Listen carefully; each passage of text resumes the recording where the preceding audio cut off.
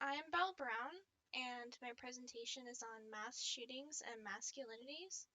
Um, it's Article 37 by Tristan Bridges and Tara Lee Tober.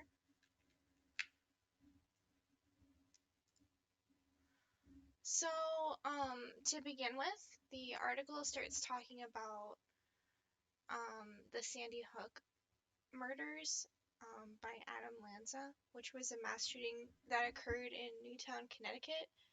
Um, Unfortunately, in which 20 children died and 6 members of school staff.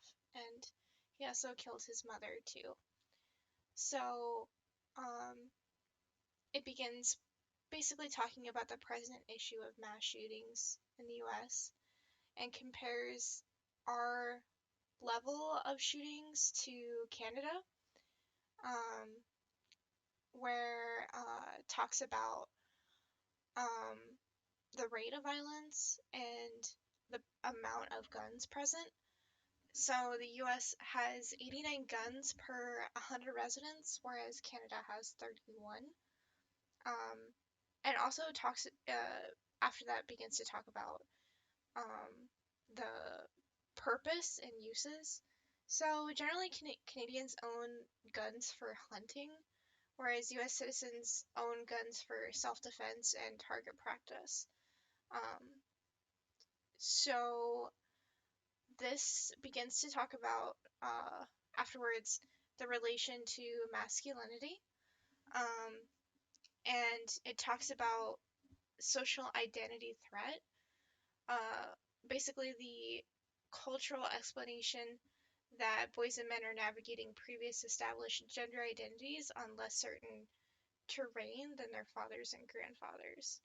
So basically, like the be a man sort of mythos um, is being applied, but it doesn't necessarily fit our cultural standards and the way that society is today. Um, so there, the expectations of masculinity that they're trying to adhere to um, isn't necessarily feasible. So there's kind of like sort of like a whiplash as a result of that, um, which causes on this next piece over-conforming to masculinity. So one of the things that it talks about is that a lot of men um, find themselves in situations where they have to express violence to sort of act out their masculinity, um, and in that way leads the connection to mass shootings. So there was also a report of many mass shooters, um, particularly experiencing homophobic bullying in their high school days, or just in school settings, um, and that I would believe definitely plays a part in their agenda to sort of overconform to masculinity standards to sort of prove that no, like I am a man. Um, and so it also continues with the fact that a lot of politicians and how society acts afterwards of a shooting, we just focus on the fact that, oh, they're just a few bad apples, like this person in particular had mental health issues, rather than sort of examining society as a whole and questioning, why this is most frequent. What in our culture, what in our society is sort of enabling this culture. Um, and I think especially too the comparison of Canada, but just because they're also a very similar country to us, is a good example because we can sort of think about how our present masculinity is different than theirs. So this is an ad that ran in the United States, and coincidentally, this is actually the gun, or not the gun in the picture, but it is of the same company that Adam Lanza used in the Sandy Hook murders. Um, So it says, consider your man card reissued. And this is referenced in the article as well. In a world of rapidly depleting testosterone, the Bushmaster man card declares and confirms that you are a man's man, the last of a dying breed, with all the rights and privileges it duly afforded. You carry it in your wallet, ready to show at a moment's notice, instantly ending the discussion for any who would doubt you.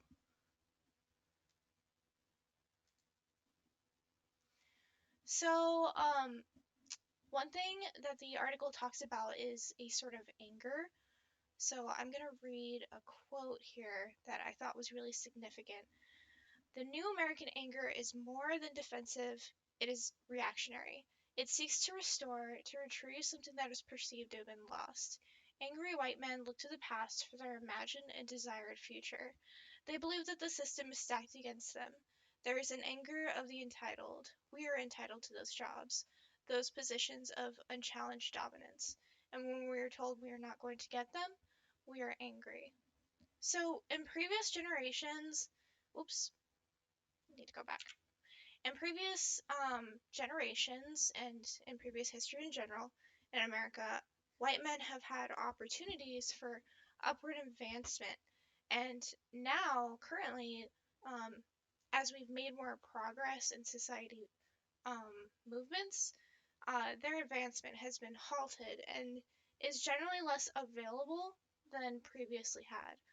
Um, and so that's definitely something that's difficult for, I think, white men and isn't often talked about. So I think that they have these expectations, but they aren't able to meet them. And it's frustrating for them. So, as I say in the second piece here from the article, social movements have chipped away at these opportunities, and now white men must regularly compete with colored individuals and women, whereas before, that wasn't something that they had to do. So, comparatively, it's another layer of difficulty for them that it's important to be acknowledged. So, in the video, in the demonstration, uh, I posted a video from a movie about it's about military men versus the police, and in the scene, um, it shows very buff men that are having sort of a gunfight with each other in LA. Um, and they all are like incredibly muscular. They all have very big guns. Um, and when they get shot or um, are in a position where their life is being threatened, they don't really seem to show any hesitation or any sort of feelings of vulnerability. Um, they just kind of grit through it. And I thought this was an excellent video to sort of demonstrate these sorts of expectations that we put just in Hollywood. Um, you know, small examples of what it means to be a man, like a tough, gritty man. Um, and it's interesting to me because when I watched the video, I actually had a very difficult time telling the difference between who was supposed to be the good guy and who was supposed to be the bad guy. And I thought that kind of barrier there, what like that invisible line, was pretty interesting because on both sides, good guy or bad guy, they're both, very exaggerated masculine. Um, so the questions that I have would be what sort of hegemonic masculinity ideals are demonstrated in the video, and how do they relate to young men's expectations growing up? Also, what are some of the steps that society could take in order to begin dismantling views of exclusive privilege and opportunity? Okay, thank you so much for your time.